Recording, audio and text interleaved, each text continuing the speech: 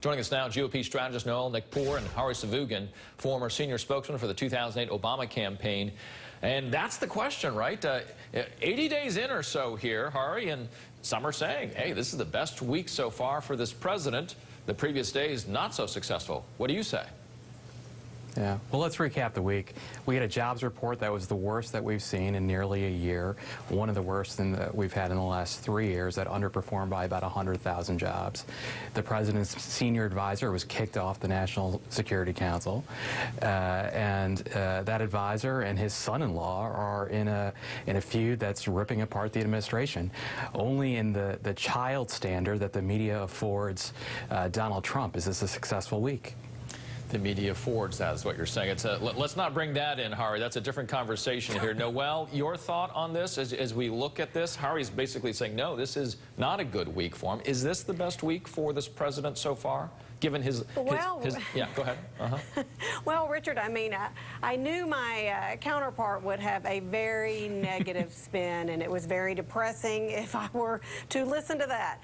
But on the contrary, if you really look at what happened, we got a Supreme Court justice confirmed, which we gravely needed. You know, it's important to get the courts moving and to have that seat filled. And so that, you know, that we had filled. And the other thing was the Syrian strike. I mean, we had people, even the, Germany came forth and said that it was a smart move and understandable. So you've got to look at this globally and in America, and I think it was a great week for Trump. And it would be nice if we could have, you know, both sides a little bit of kumbaya-ish, saying that this was, for once, it was a good win. It was a good week for not only America, but for Trump. You know, Hari, we did have that kumbaya. There was bipartisan support for the move that was made against that Syrian airfield. So are we at potentially the beginning of a little bit of a turning point here?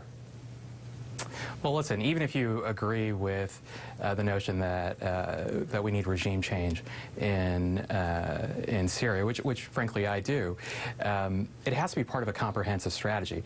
What we had this week was a military action that didn't achieve a military objective. The airfield was rebuilt in a day. What we need is a comprehensive strategy. The last thing this country needs is another Republican president that undertakes adventurism in the Middle East without a comprehensive strategy. We've seen where that's gotten us. Are we not turning a corner? Is that what you're saying? Listen, I look forward to hearing from the President of the administration about a more comprehensive strategy. What we've had so far is a missile strike, which the President says was brought on by his sympathy for the victims of the Assad regime. At the same time, the President is shutting the door on those same refugees that are being affected by the Assad regime. That is not part of a comprehensive strategy. Those are conflicting interests that the President's driving. Noel, I think from your side of the aisle here, what you're seeing is that establishment Republicans, and we replayed just one of those responses here from John McCain, Lindsey Graham is another, who have been very critical of their own president here. Their Republican president have said that was a good move. So if anything, are you seeing some sort of consolidation in support, an openness, if you will, to this president and his unpredictability? In this case, they are liking his current tack. Absolutely, Richard. I think that we are seeing for once, and we really needed it, a little bit of unity within our own party. And I want to bring up something that my opposition brought up, which was the strategy.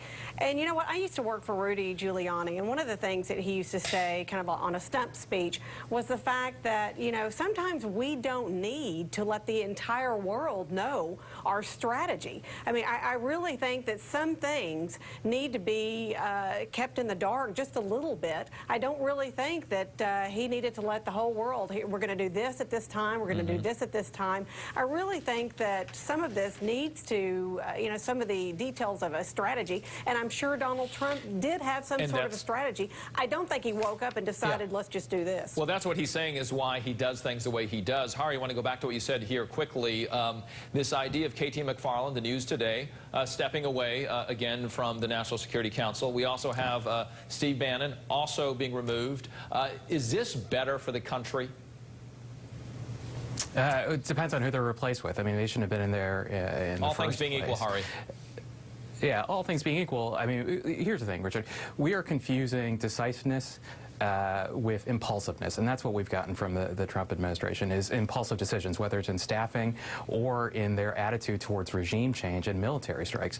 Those aren't things to be impulsive about. Those are things to have a comprehensive strategy that we can share with Congress and the American people. Okay. We don't need to get into military tactics, but at least have a decision that you can share on whether you want regime change or not. We don't know. 15 seconds to you here, Noel. Good or bad, Bannon and McFarland, that development? I think some people are going to say that the changing of the guard, so to speak, is a good thing. And let's face it, a lot of people didn't like Bannon, so maybe this will help in some circles to get some things done. Noel Nikpour, Hari Sevugan, almost answering our question of the day, which was almost very close. Was it the best week for President Trump? Thank you both, and you have the best day of this week.